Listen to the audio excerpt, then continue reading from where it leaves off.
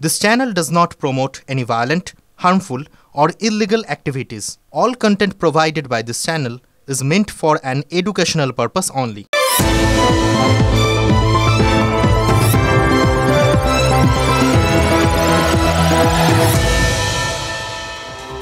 আজ থেকে বেশ অনেকগুলো বছর আগের কথা জানেন, সেই সময় কলকাতায় এসেছিলেন এক স্কটিশ ফুটবল গবেষক, নাম ছিল পল ডিমেও। ঘটনাচক্রে পলের সঙ্গে আমার পরিচয় হয়েছিল, আর তার গবেষণার বিষয়টা খুব অদ্ভুত ছিল, আমার ভীষণ ইন্টারেস্টিং লেগেছিল। ওই ফুটবল গবেষকের গবেষণার বিষয় ছিল ফুটবল অ্যান্ড রেশিয়াল কনফ্লিক্ট, অর্থাৎ ফুটবলের সাথে এই যে জাতিগত বিদ্বেষ বা জাতিগত সংঘাত তার সম্পর্ক। কথায় কথায় পল ডিমেও যেটা বলেছিলেন, তিনি গোটা বিশ্ব ঘুরে বেড়াচ্ছিলেন এবং যেখানে যত ওই ফুটবলে ডার্বি আছে না, মানে আমাদের মোহনবাগান ইস্ট বেঙ্গলের মতো চির প্রতিদ্বন্দ্বিতা যেখানে যেখানে আছে, সব জায়গাগুলো ঘুরছিলেন, সেগুলোর হিস্ট্রি সংগ্রহ করছিলেন, তার উৎপত্তি ব্যুৎপত্তি সব কিছুই বোঝার চেষ্টা করছিলেন। তা তিনি বলেছিলেন যে সারা বিশ্বে যতগুলো এরকম ডার্বি রয়েছে তার প্রত্যেকটার সাথে কোনো না কোনোভাবে একটা সামাজিক বৈষম্যের গল্প জড়িয়ে আছে। যেমন ধরুন স্পেনের লা লিগা, সেখানে ওই ডার্বি রিয়াল মাদ্রিদ বনাম বার্সেলোনা, এটাকে বলা হয় এল ক্লাসিকো। এবার এই দুই চিরপ্রতিদ্বন্দ্বী ক্লাব, সেখানেও কিন্তু মানে এই লড়াইয়ের এই দু দলের মধ্যে যে প্রতিদ্বন্দ্বিতা, তার বেসিক হচ্ছে বৈষম্য। স্পেন আর ক্যাতালোনিয়া, স্পেনের শহর মাদ্রিদ, রাজধানী মাদ্রিদ, বড় লোকের জায়গা, সম্ভ্রান্ত মানুষের জায়গা, ইংরেজিতে যাকে বলে হ্যাভস। আর বার্সেলোনা ক্যাতালোনিয়ায় সেখানকার মানুষজন একটু প্রান্তিক, তারা মনে করেন তারা বঞ্চিত, হ্যাভ নটস। এই হ্যাভ আর হ্যাভ নটদের সংঘাত, সেখান থেকেই এল ক্লাসিকো। একই রকম ইতিহাস জড়িয়ে আছে স্কটিশ লিগের দুই যুযুধান ক্লাব, গ্লাসগো রেঞ্জার্স আর গ্লাসগো সেল্টিকের মধ্যে। আর আমাদের এখানে মোহনবাগান ইস্ট বেঙ্গল, একদল ছিন্নমূল মানুষের ভরসা হয়ে উঠেছিল ইস্ট বেঙ্গল, তাদের আবেগ, তাদের অবলম্বন। সেখানে মোহনবাগান, তারা ভূমিপুত্রদের ক্লাব, নিজেদের জায়গায় তারা সুসংহত। কোথাও গিয়ে তাদের মনে হয়েছিল যে তাদের এলাকায় কারুর অনুপ্রবেশ করছে, সেখান থেকেই সংঘাত। এই যে সামাজিক অবস্থান, সেই সামাজিক একটা যে সংঘাত, সেইটা এই বাঙালির প্রিয় বড় ম্যাচের সাথে গত 100 বছর ধরে জড়িয়ে আছে। এই সামাজিক অবস্থানের ওপর দাঁড়িয়ে এই দু দলের এই চিরপ্রতিদ্বন্দ্বিতা। আর সেই জায়গা থেকে কাল মোহনবাগান ইস্ট বেঙ্গল আর মোহামেডানের ওই সমর্থকদের ওই যে স্বতঃস্ফূর্ত প্রতিবাদ, একসাথে লাল হলুদ সবুজ মেরুন সাদা কালো মিশে যাওয়া, তিলোত্তমার ওই নির্যাতনার খুনের বিচার চেয়ে বিক্ষোভে ফেটে পড়া, এগুলো দেখে অনেক লোকের খুব অবাক লেগেছে, জানেন তো। অনেকে খুব আশ্চর্য হয়ে গেছে যে অদ্ভুত, ফুটবল মাঠে এরা চিরপ্রতিপক্ষ, সংঘাত হয় প্রতি মুহূর্তে। সোশ্যাল মিডিয়ায় একজন কিছু লিখলে আরেকজন রেড়ে করে ঝাঁপিয়ে পড়েন, এরা একভাবে এরকম একটা কজে, তাও একটা সামাজিক কজে এক হয়ে গেলেন। যারা অবাক হয়েছেন হন, আমি হইনি। কারণ ওই সামাজিক অবস্থার, সামাজিক পরিস্থিতির প্রভাব এই ফুটবল খেলাটার সাথে তো ভয়ঙ্করভাবে জড়িত। কাজে তার প্রভাব তার সমর্থকদের ওপর পড়বে, এটাই তো স্বাভাবিক। ওই বললাম তো, 100 বছরের সামাজিক বৈষম্যগত ফারাক ভুলে যে কারণে 3টে বড় ক্লাবের সমর্থকরা একজোট হয়েছেন, সেটা আরও বড় একটা সামাজিক কারণ। নিজেদের সামাজিক অস্তিত্ব বিঘ্নিত এটা মনে করেছেন। নিজের ঘরের মেয়ে, সে ধর্ষিতা, সে খুন হয়েছে, তার প্রতিবাদ করছেন। দেখুন, খেলা বাতিল, কিন্তু সল্ট লেকে তারা এসছেন। যুবভারতীর চারপাশ পুলিশে ছয়লা, পিছু হটেননি। বিভিন্ন জায়গায় পুলিশ ব্যারিকেড করে দিয়েছে, ওই মূল জায়গায় পৌঁছতে দিতে তাদের আপত্তি ছিল, তারা আটকেছেন। আবার ব্যারিকেড টোপকে বিভিন্ন রাস্তা দিয়ে ওই যুবভারতীর সামনে গিয়ে পৌঁছেছেন। পুলিশের মার খেয়েছেন, পুলিশ আটক করেছে, প্রিজন ভ্যানের সামনে গিয়ে দাঁড়িয়েছেন বাকিরা। আটকদের ছাড়িয়ে নিয়ে ফের আন্দোলনে ঝাঁপিয়েছেন। খেলাধুলার ময়দানে যে প্রতিবাদ, সেটা এরকম একটা স্বতঃস্ফূর্ত আন্দোলনের রূপ নিতে পারে, সেটা তার পেছনে একটা স্বাভাবিক কারণ আছে, জানেন তো। খেলার মাঠের একটা স্বতঃস্ফূর্ত আবেগ থাকে, সেই আবেগ, স্বতঃস্ফূর্ততা, এর সঙ্গে যদি প্রতিবাদ মিলে যায়, তাহলে রেবেল উইথ এ কজ হয়। এরা বিপ্লবী, এরা প্রতিবাদী, একটা কারণের জন্য প্রতিবাদী। এর ইম্প্যাক্ট, এর প্রভাব, এটা কিন্তু বহু দূরে ছড়াবে, এটাই স্বাভাবিক, তাই না? কারণ বাঙালি ছোটোবেলার থেকে আর কিছু হোক চাই না হোক, হয় মোহনবাগান বা ইস্টবেঙ্গল, এটা হবেই। এবং খেয়াল করে দেখুন, কখন হয় বাঙালি মোহনবাগান বা ইস্টবেঙ্গল? যখন কিন্তু ভালো করে তারা সমস্ত বিষয় আশয় বুঝে উঠতে পারেনি, পারিপার্শ্বিকও ভালো করে বোঝে না, আবেগটা তখন থেকে ঢুকে যায়। এবং সেই আবেগ কোনো যুক্তি মানে না, কোনো কারণ মানে না, হয়তো জাস্ট একটা কোনো ট্রিগার পয়েন্ট থেকে, হয়তো কাউকে ভালো লেগেছে, বা কোনো এক কাকা, দাদা, বাবা, বংশগত, এরকম যে কোনো কারণ থেকে তারা মোহনবাগান হয়ে যায় অথবা ইস্টবেঙ্গল হয়ে যায়। রাজনৈতিকভাবে তারা কোনো দলের হয় যখন জ্ঞান বুদ্ধি পরিপক্ক হয়, কিন্তু তখন তারা কি হয়, ওই কংগ্রেস, সিপিএম, মানে বাম, বিজেপি, তৃণমূল।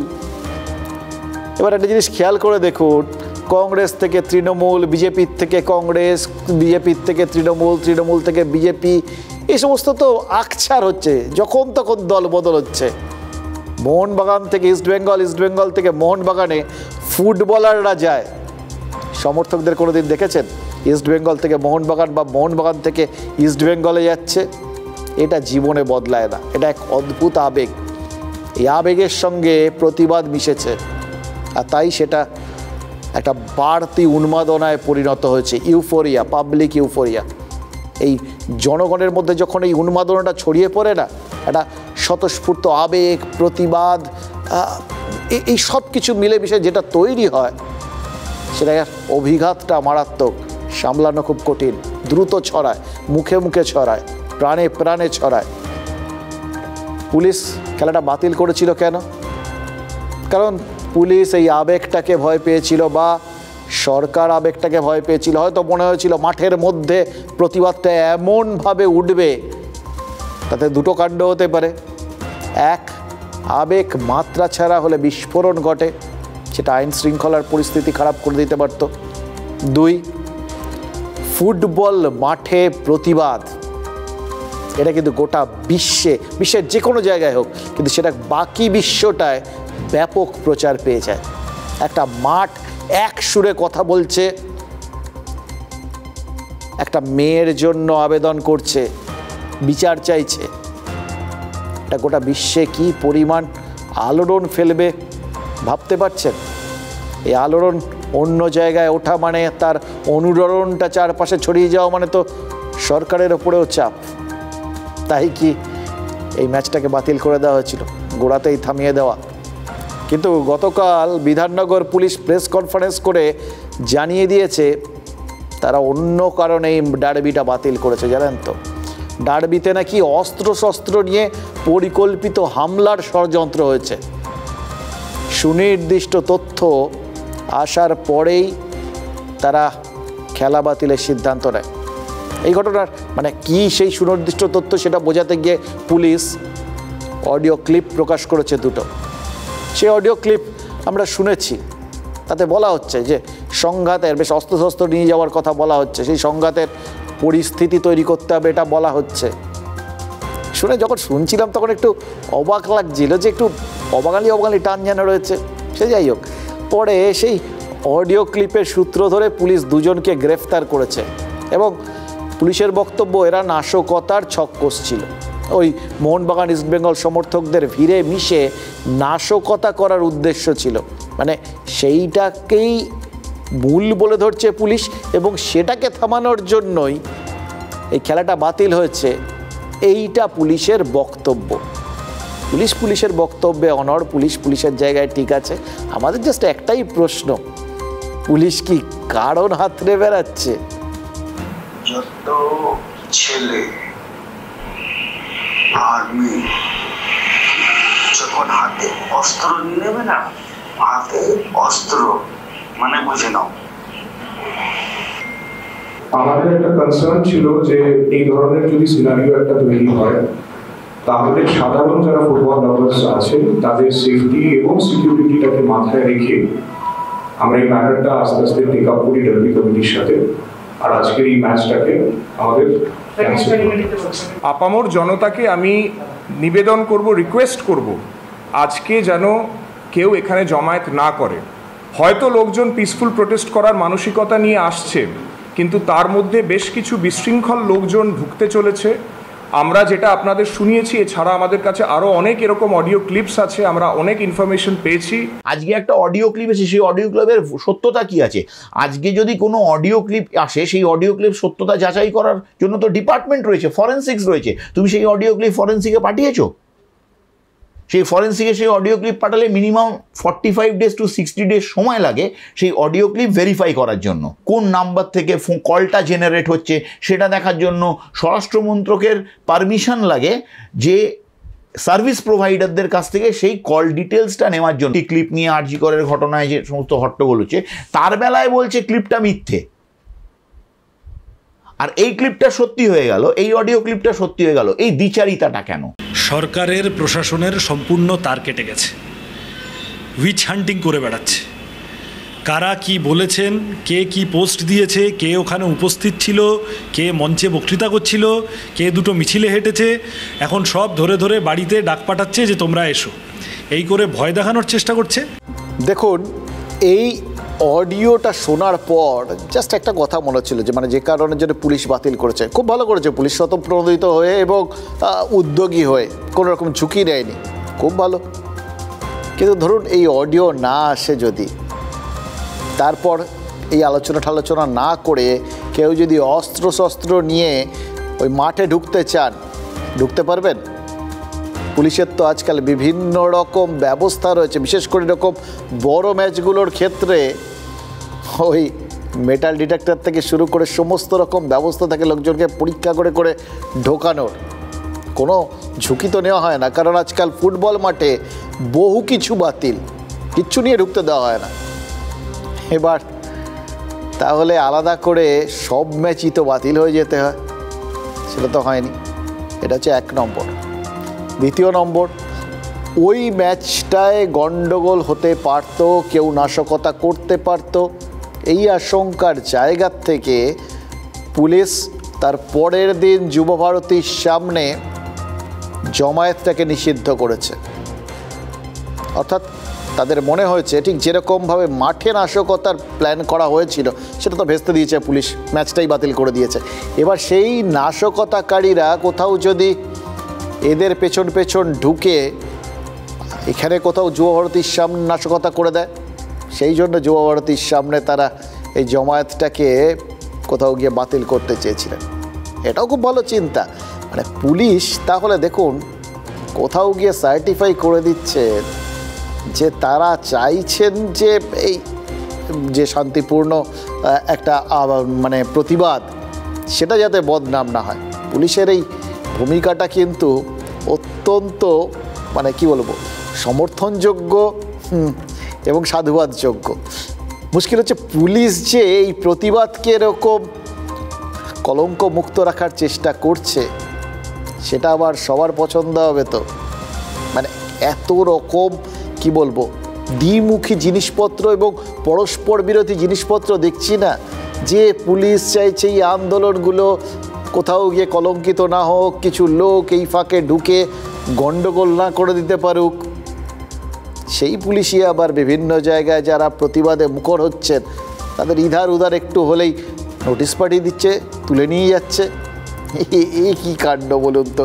এই তো বোধবুদ্ধির অযোগ্য হয়ে যাচ্ছে ক্রমশ, ব্যাপারটা তো ক্রমশ জটিল হয়ে যাচ্ছে।